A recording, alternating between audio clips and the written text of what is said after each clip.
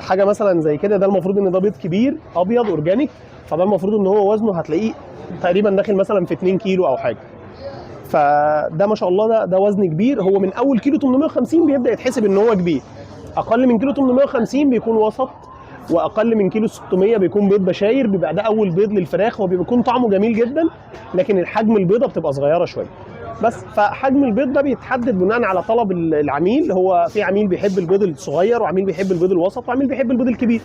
فمثلا اغلب البيض مثلا اللي بيتسلق ممكن يتاخد البيض الوسط، ده هيكون يستحمل السليق ومش هيجرى له حاجه في التكسير ولا هيتبهدل في مشاكل السلق يعني.